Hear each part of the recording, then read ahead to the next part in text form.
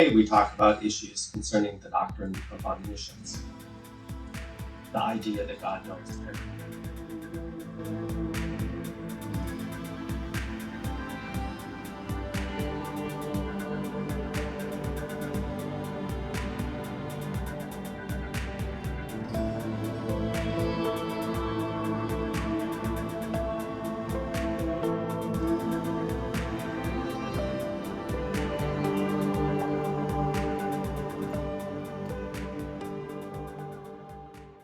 If you say God has to know everything, does he have to know that I don't exist? Does he have to know that 1 + 1 is 3? Does he have to know that the moon is made of green cheese? Those are things that can't be known. But just as we saw with the doctrine of omnipotence, there's a simple answer here. It's not required that God knows everything that you can think of or imagine. Somehow, God's knowledge is constrained by reality. The standard way to think about that is to say, God has to know everything that's true in order to be omniscient. But there are dissenters. There are dissenters who prefer to keep the doctrine of omniscience, even though they think there are things that God doesn't and can't know, namely the undetermined parts of the future. So if human beings have free will, as we saw with the freedom for knowledge problem, there's an open theist response that God just can't know what a free individual is going to do.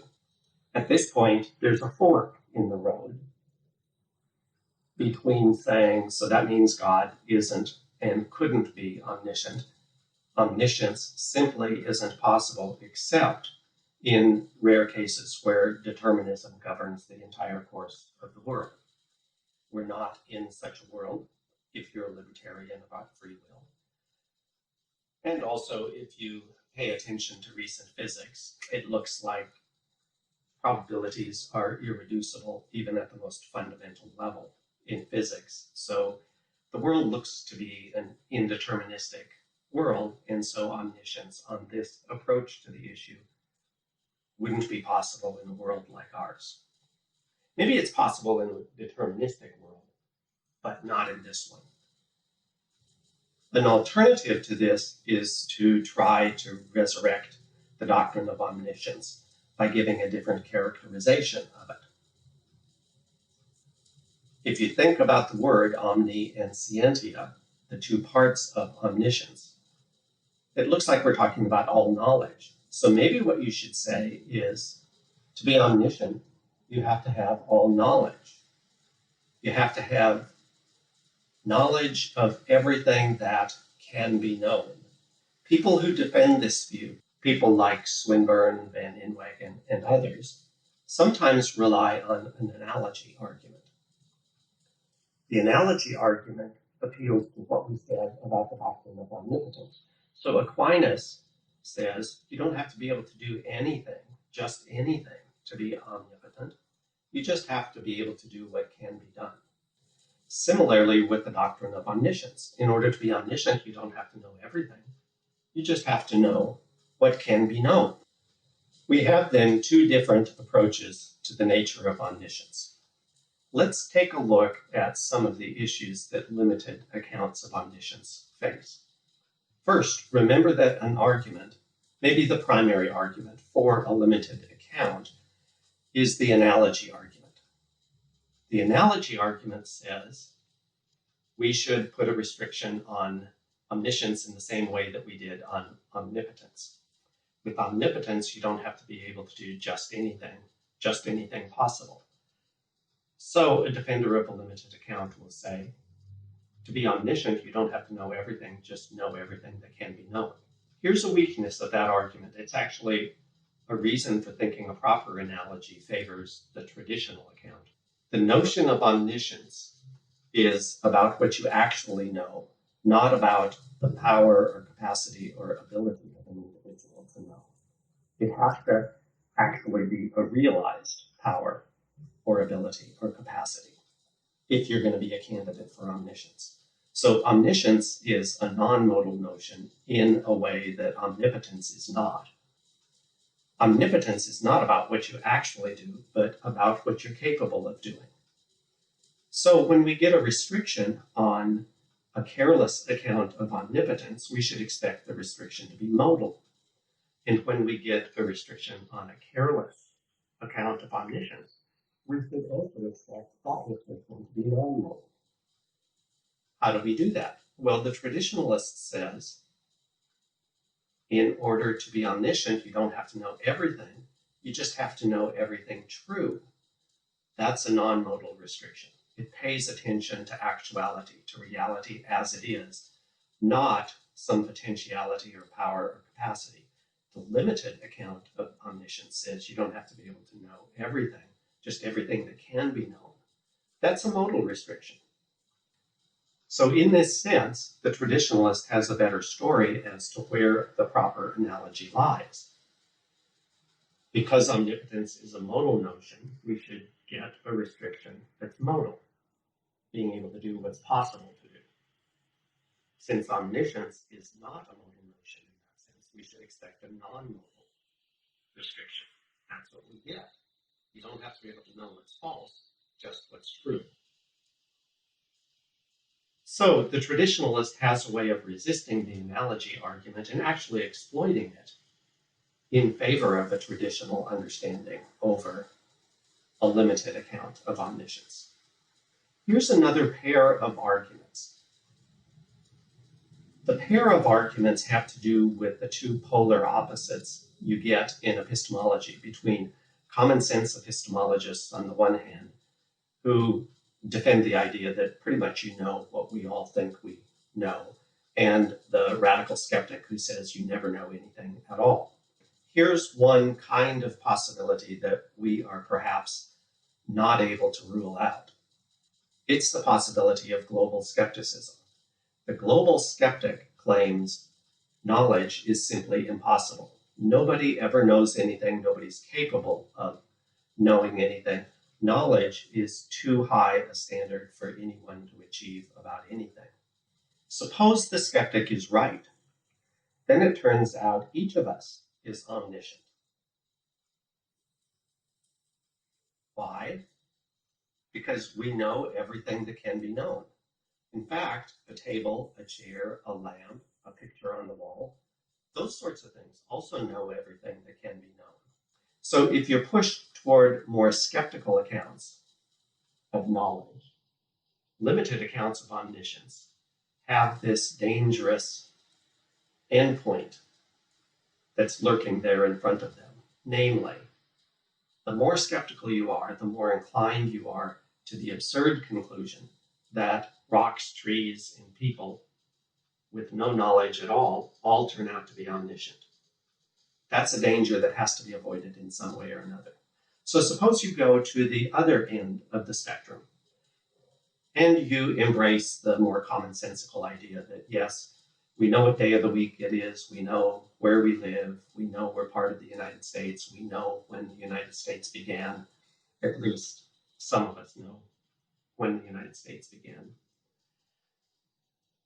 We know where we were born, we know who our parents are, we know all sorts of things.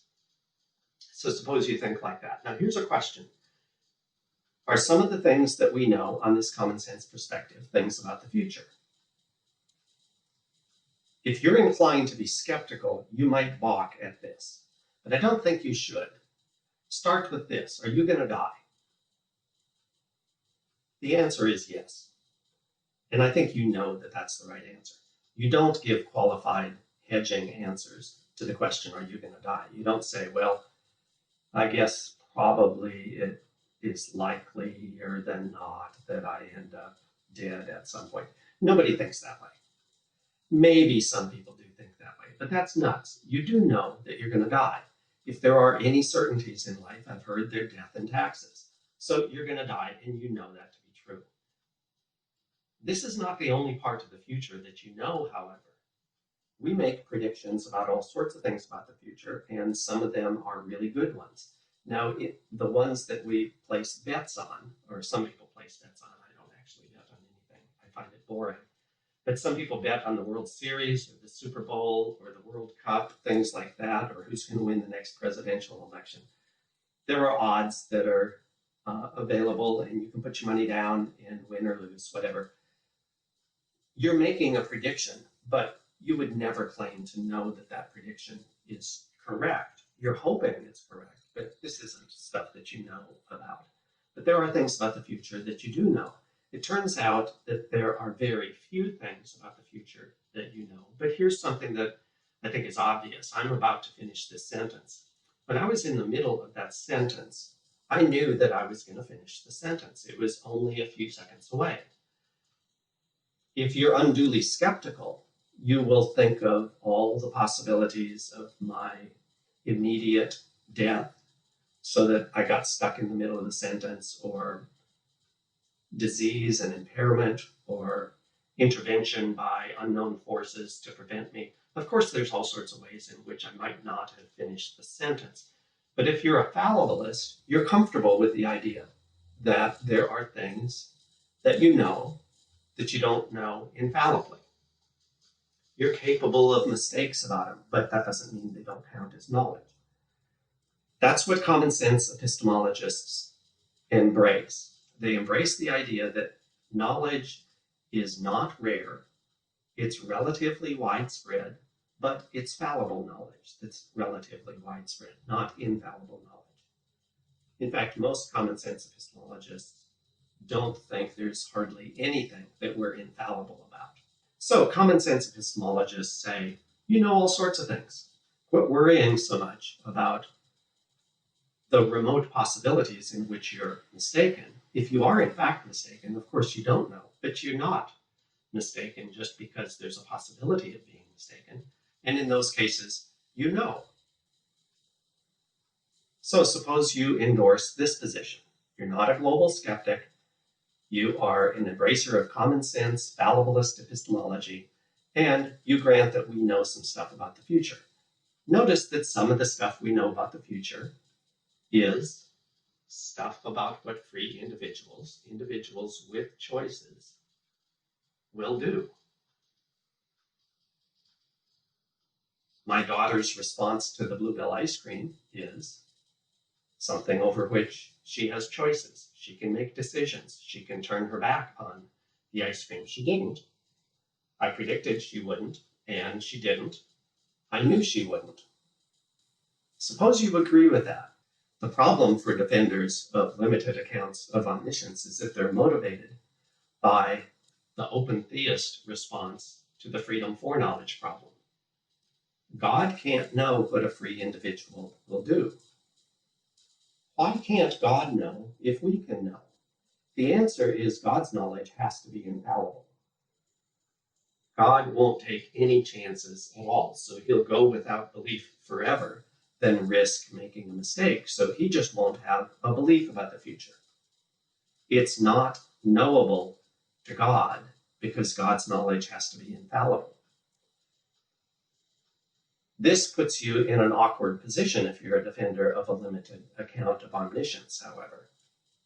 For now, it turns out God is omniscient, but knows less about the future, the undetermined parts of the future, than we do. We know some stuff about the future because fallible knowledge is still knowledge. God can't have fallible knowledge. If God can't have fallible knowledge, can only have infallible knowledge, and the open theist response to the freedom for knowledge problem is correct, then God doesn't know anything about the undetermined parts of the future. So we know more about the undetermined parts of the future than God knows, and yet he's supposed to be omniscient, and we're not. Well, the we're not part is obvious. There's all sorts of stuff we don't know. But how could God be omniscient and know less about some things than we know? That's an awkward moment for a defender of a limited account of omniscience.